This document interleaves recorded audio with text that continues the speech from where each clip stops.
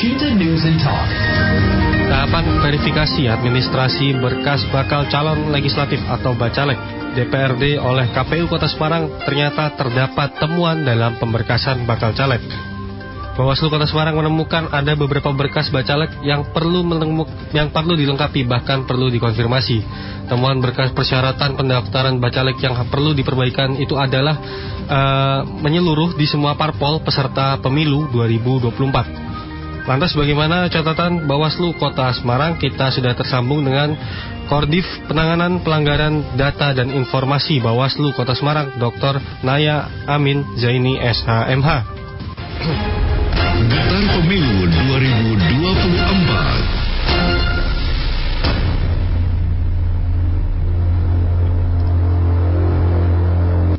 Pak Naya, untuk catatan temuan dari Bawaslu sendiri pada tahap verifikasi administrasi berkas bacalek ini apa saja, Pak? Oke, terima kasih Mas Okta dan pemirsa yang menyimak Radio El Sinta pada kesempatan ini.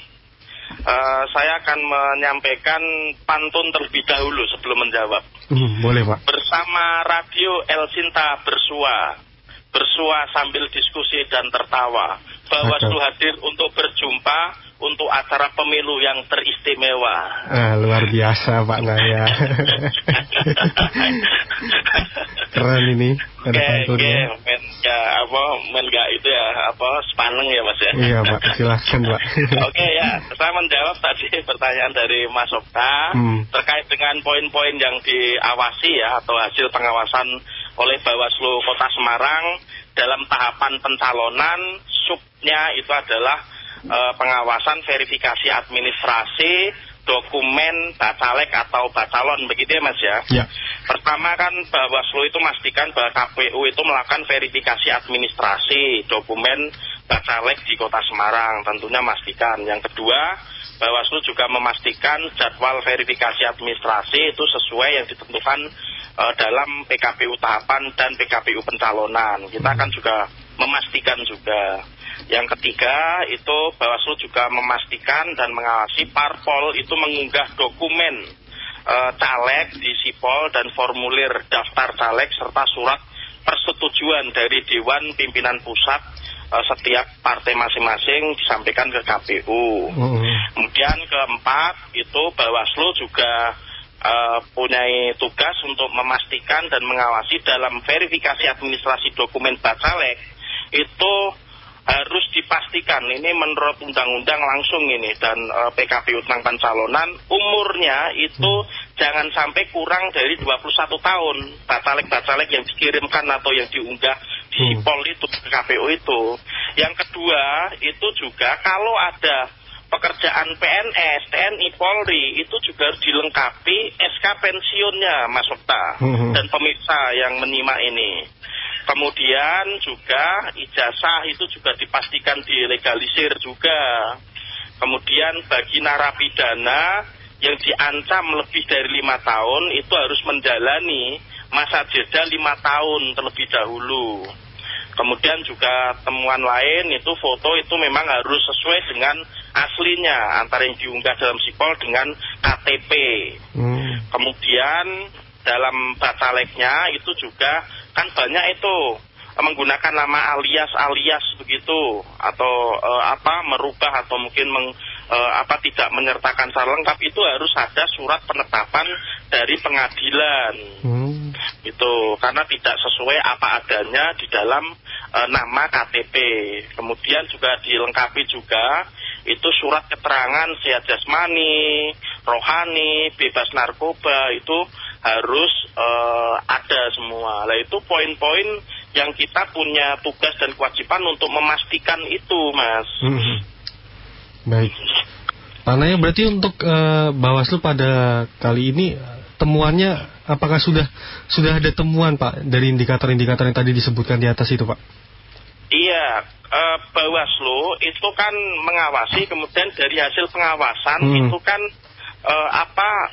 mendapatkan hasil pengawasan. Nah, hasil pengawasan itu ketika ada potensi belum sesuai dengan peraturan perundang-undangan berlaku, undang-undang, PKPU, Perbawaslu, maka kita punya tugas sebagaimana mandat itu Undang-Undang 7 pasal 93 sampai 107 itu dijelaskan memang kita harus menyampaikan pencegahan terlebih dahulu. Dicegah dulu Mas, jadi nggak tiba-tiba langsung dilakukan proses dugaan penahanan pelanggaran. Harus dicegah, preventif, dihimbau, disaran perbaikan terkait dengan tadi indikator-indikator rigid yang saya sampaikan tadi. Lah, oleh karena itu maka kita sudah berkoordinasi dengan KPU, komunikasi dengan KPU, mensaran perbaikan kepada KPU, kemudian juga menyampaikan poin-poin tadi agar nanti KPU sampai tanggal 23 Juni 2023 itu kan masih wilayah verifikasi administrasi oleh verifikator KPU. Maka KPU akan itu menghimpun tadi, mengkolek tadi, mengumpulkan dari hasil-hasil yang istilah hukumnya itu BMS, belum memenuhi syarat tadi. Nah kemudian nanti tanggal 24, 25 itu KPU nanti akan mengundang partai politik nasional, kan ada 18 partai politik nasional Mas, 6 partai politik lokal, lah itu khususon di Kota Semarang itu nanti akan diundang, kemudian nanti akan disampaikan dari catatan-catatan persyaratan bacalek atau bacalon tadi itu agar diperbaiki, agar dilengkapi, agar dipenuhi yang kurang-kurang, yang kurang tepat, yang masih belum benar tadi, itu gitu Mas. Berarti memang sejauh ini dari Bawaslu sendiri baru melakukan tindakan preventif ya Pak, karena ini masih verifikator kan di tahapannya KPU ya? Yes, good.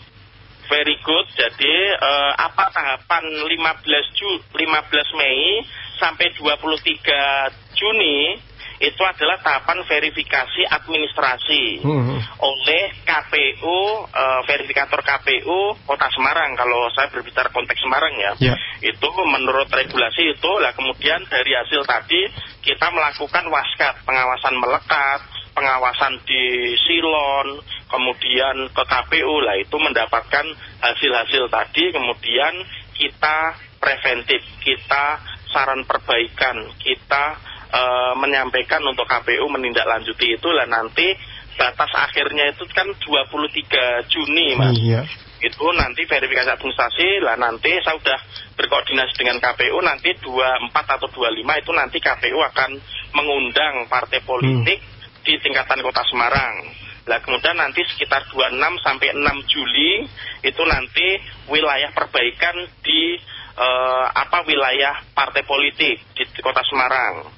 Itu sekitar 6 atau seminggu atau 10 hari itu nanti diperbaiki. Kami menghimbau pada partai politik nanti siap-siap saja. Saya tidak mendahului KPU untuk menyampaikan, nanti akan diundang KPU, kemudian akan disampaikan hal-hal yang perlu dilengkapi, diperbaiki, dipenuhi.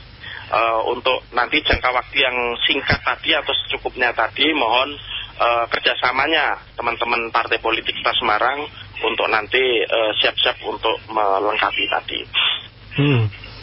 Pak Naya, kita kembali ke indikator yang tadi di awal disebutkan tadi, ada nama alias ya Pak ya. Itu sebenarnya dalam penerapannya sendiri, apakah boleh menggunakan nama alias dalam pendaftaran bacalek ini atau harus menggunakan nama lengkap Pak? Ya, kalau baiknya, kalau tepatnya itu memang kan nama lengkapnya Mas, sesuai EKTP tadi. EKTP itu kan identitas resmi kependudukan kita sebagai warga negara Indonesia yang baik. Itu. Tapi kalau memang ada kehendak untuk ada alias, ada gelar tertentu, adat, agama, atau mungkin lah, itu memang menurut ketentuan itu harus itu mendapatkan penetapan dari pengadilan. Oleh karena itu maka penetapan tadi itu harus diurus maupun disertakan. Karena kan banyak sekali alias-alias Mas.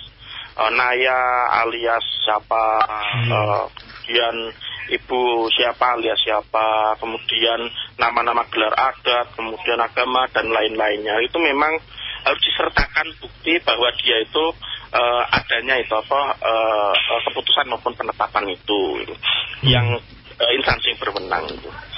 Ya, karena Mungkin ini juga terkait dengan branding mereka ya, makanya mungkin mereka memasukkan nama alias itu, atau mungkin ada nama besar di belakang nama asli mereka, begitu ya Pak ya? Iya, itu no problem. Ketika memang harus dilengkapi secara administratif dan harus diunggah dan disampaikan ke KPU gitu. Jadi itu memang hak daripada masing-masing bacalek maupun bacalon tadi, tetapi kami mengingatkan, kami menghimbau untuk melengkapi secara administratif tadi gitu loh Mas. Gitu. Jadi kami nggak menyoal ini nggak boleh intilah, enggak. Itu harus dilengkapi dengan keadministratifannya begitu. Boleh sebenarnya, tapi harus dilengkapi administrasinya dan pengajuan di pengadilan itu harus selesai, begitu ya Pak ya? Yes, very good. Yes. Pak Naya, kemudian ini Pak, yang terkait dengan tadi yang anggota TNI Polri harus mengajukan SK pensiun ya. Itu berarti kalau cuman syaratnya berarti berupa SK pensiun saja, atau dalam KTP-nya harus tertera sebagai warga sipil biasa Pak? Kadang itu di KTP itu belum sempat untuk aneh ya Mas ya, untuk memperbarui maupun menyesuaikan begitu. Kita masih memaklumi seperti itu. Saya ulangi, saya masih memaklumi. Tetapi perlu sifat persyaratan yang sangat urgent dan penting sekali, itu adalah SK-nya tadi, SK pensiun tadi, itu sebagai bukti bahwa dia itu sudah purna tugas begitu. Meskipun di EKTP-nya itu masih belum disesuaikan. Meskipun juga nanti sebenarnya juga bisa kita hitung itu Mas, terkait dengan masa tugasnya berapa lama, kemudian kita tarik ke belakang, kemudian stafnya kapan, kemudian berakhirnya kapan itu. Tapi kan harus pastinya itu dilengkapi dengan SK pensiun tadi. Karena kalau tidak seperti itu, subjek hukum tadi yang saya sebutkan tadi, PNS, TNI, Polri itu kan memang subjek yang larang itu kalau memang masih aktif gitu. Berarti sebenarnya memang bisa dihitung secara mungkin umur masa pensiun dan juga masa kerjanya ya Pak, tapi lebih afdolnya memang harus ada sertakan SK pensiun gitu ya? Harus ya, karena itu menurut PKPU pencalonan itu harus menyertakan itu. Kemudian misal Pak ada lulusan dari luar negeri dan lain sebagainya, itu legalisir itu perlu Pak, atau cukup mencetakkan ijazah asli saja? Kami juga menemukan maupun mendapatkan hasil pengawasan memang banyak ya, saya ulangi banyak, karena lebih dari satu ya, itu kan gelar-gelar luar negeri dari Timur Tengah, kemudian dari Eropa, kemudian dari ASEAN dan lain-lainnya, itu memang ada juga itu ditemukan itu. Dan memang kan tidak serta-merta ijazah itu fotokopian itu langsung disertakan juga. Dalam hal ini nanti akan itu kita meminta konfirmasi dan secara tertulis terkait dengan itu kepada instansi yang berwenang. Tetapi nanti yang pertama kali untuk melengkapinya itu dari pihak bacaleknya terlebih dahulu, misalnya LC. Itu berarti nanti si bacalek yang punya gelar LC tadi itu harus meminta penjelasan tertulis atau mungkin surat keterangan tertulis. Itu berarti yang punya kewenangan untuk menerbitkan tertulisnya itu adalah dari Kementerian Agama. Kemudian kalau itu kampus negeri atau mungkin dari Singapura katakanlah, itu juga ada. Itu nanti Kementerian Pendidikan Tinggi, Kemendikbud, itu jadi harus didukung dengan surat keterangan tadi terkait yang menyertakan bahwa itu benar bahwa keluaran maupun terbitan dari universitas luar negeri tertentu tadi begitu. Karena kalau enggak kan kita enggak punya kewenangan untuk memastikan itu Mas. KPU enggak punya wewenang, Bawaslu enggak punya wewenang bahwa itu benar enggak ada universitas di luar. Kemudian juga bahasanya juga bahasa asing, itu bahasa Arab, bahasa Inggris, bahasa Cina gitu. Jadi di situ ada instansi yang punya kewenangan tadi memberikan legalisasi tadi, memberikan kepastian tadi gitu. Kementerian Agama, Kementerian Pendidikan Tinggi, Kemendikbud, Kemenristek, Dikti lah kayak gitu. Itu nanti juga akan kita sampaikan oleh KPU, karena kita juga kemarin ngawasi juga menemukan ijazah-ijazah seperti itu. Nanti tanggal 3 atau 24 saya tidak mendahului KPU, nanti KPU akan itu mengumpulkan partai politik karena bacaleknya itu ada kekurangan dan harus melengkapi, harus memenuhi dan harus memperbaiki gitu. Ini masih umum saja saya menyampaikan tadi indikator-indikatornya tadi. Iya Pak. Pak Naya berarti hingga nanti mungkin tanggal 23-24 perwakilan parpol di tingkat kota kan dipanggil. Kemudian nanti untuk perbaikannya nanti secara ini ya Pak ya, secara satu partai begitu ya Pak, barengan begitu ya? Iya. Jadi itu kan para peserta pemilu kan partai politik ya Mas ya. Yeah. Partai politik itu kan punya kewajiban dan tugas untuk itu mengurusi tadi kader-kadernya, kemudian bacalek-bacaleknya itu untuk nanti melengkapi, memenuhi, mendampingi, memperbaiki apabila ada hal-hal yang kurang tadi. Pasti itu nanti akan diundang oleh KPU dan akan diberikan penjelasan-penjelasan bahkan sampai detail itu nanti partai A, bacaleknya namanya ini, kurangnya ini, atau belum memenuhi syarat ini. Partai B, kemudian bacaleknya ini, kemudian BMS-nya ini, gitu. Kemudian bahkan juga potensi TMS ini berarti harus diganti dan itu nanti akan dijelaskan detail. Saya nggak menyampaikan di sini nanti mendahului. Kalau ini saya perspektif itu pengawas ya Mas ya. Paling nggak ini informasi awal dan bisa memberikan manfaat bagi wabil khusus itu partai politik di Kota Semarang karena bacalek-bacaleknya tadi yang masih kurang tadi begitu. Berarti memang ini kan tujuannya untuk menghindari status TMS itu tadi ya Pak ya, biar semuanya bisa lolos begitu ya. Iya, itu nanti ujungnya Mas kalau enggak diperbaiki atau mungkin penuhi itu nanti potensinya itu adalah TMS. Tidak memenuhi syarat itu sudah ujung, itu sudah final itu. Tapi kan untuk saat ini kan masih BMS, belum memenuhi syarat. Dan masih ada ruang, ada toleran, ada space waktu untuk nanti dipenuhi, diperbaiki, dilengkapi gitu bahasa saya. Kalau Pak Naya mungkin dari pemilu 2019 apakah ada yang bacalek itu hingga ke tahap tidak memenuhi syarat itu Pak? Ya kalau potensi kan memang ada ya Mas ya, namanya ada gitu, namanya potensi begitu. Nah tinggal nanti kalau saya mengcompare di pemilu 2019 itu di Kota Semarang kan memang nggak ada itu sengketa proses pemilu.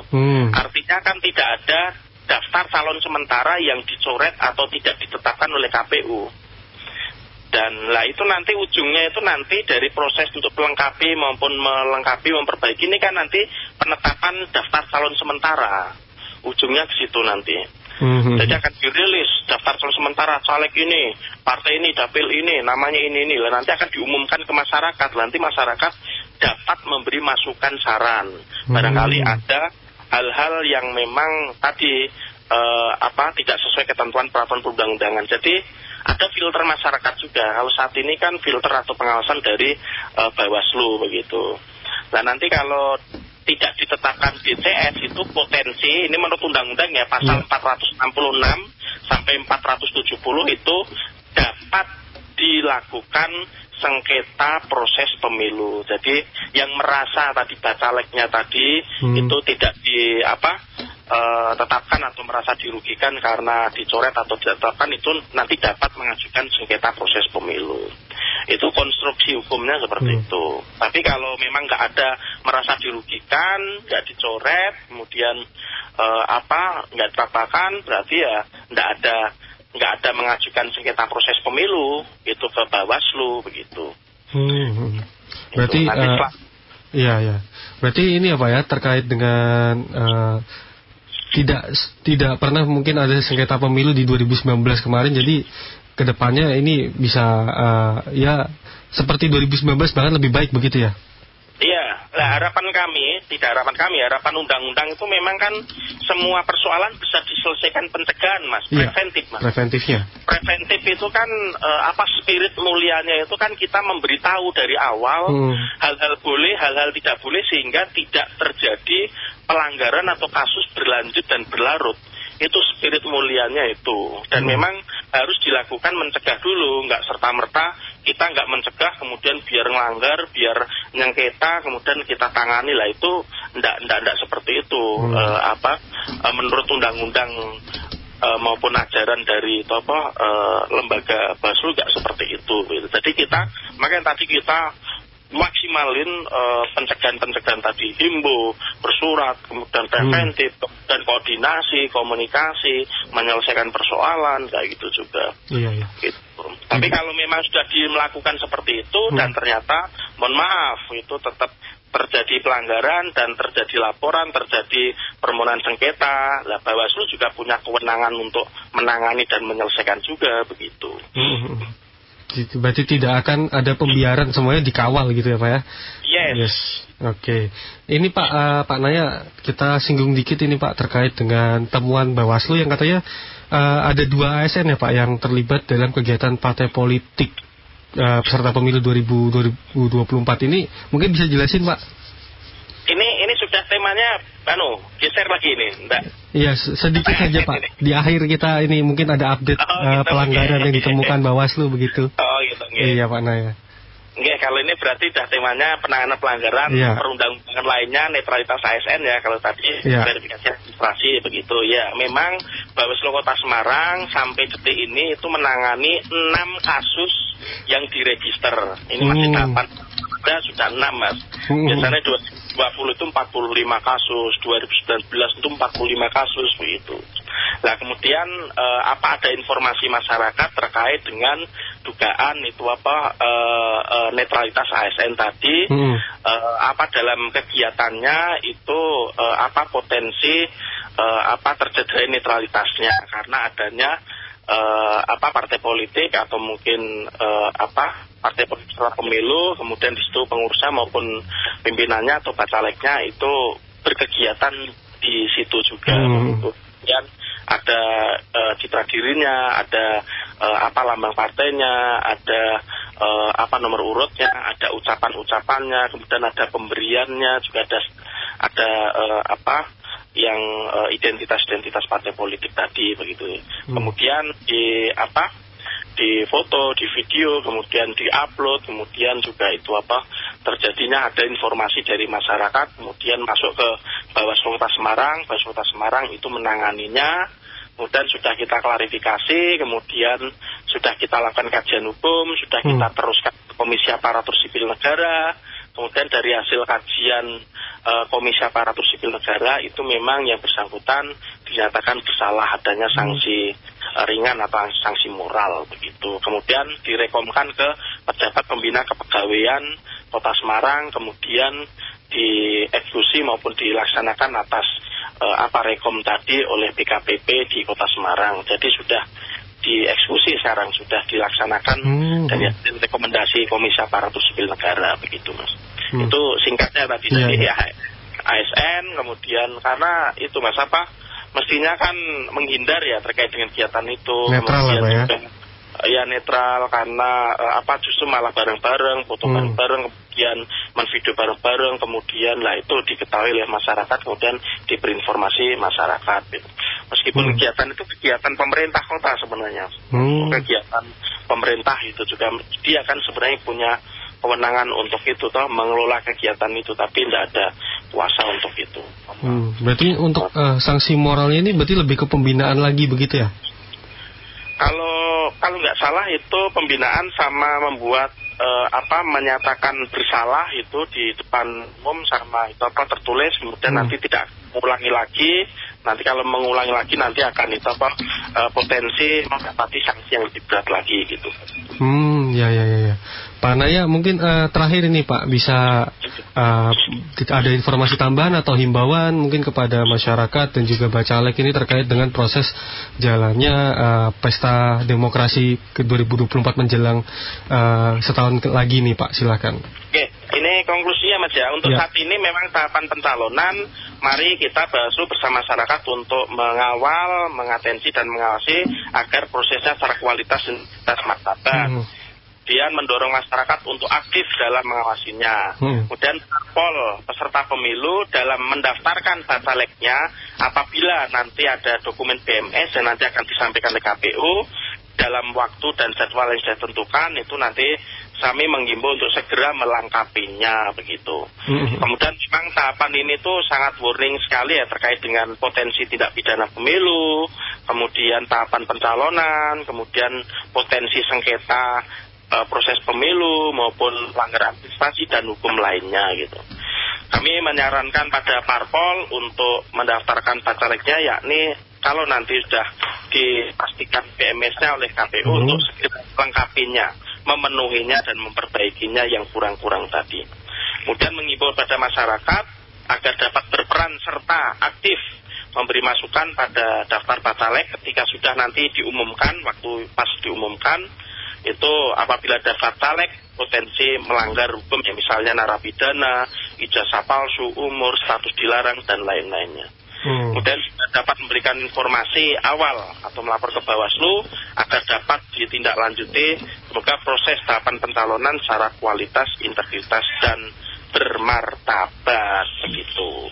Baik Pak Naya, terima kasih Pak Naya atas waktunya. Ada pantun penutup nggak nih Pak? Oke, saya tutup dengan pantun. Oke, silakan Pak Naya. Makan durian bersama kekasih. Oke. Lakukan sekian dan terima kasih. Cakep, terima kasih Pak Naya atas waktunya bersama terima kasih Sinta. Mas Okta Yeah. yang mendengar dimanapun Anda berada, semoga sedikit ini bermanfaat dan apabila ada salah dan kata mohon saya dimaafkan. Assalamualaikum warahmatullahi wabarakatuh. Baik, waalaikumsalam warahmatullahi wabarakatuh. Demikian pendengar, Koordif Penanganan Pelanggaran Data dan Informasi Bawaslu Kota Semarang Dr. Naya Amin Zaini SHMH. Listening to Elshinta News and Talk.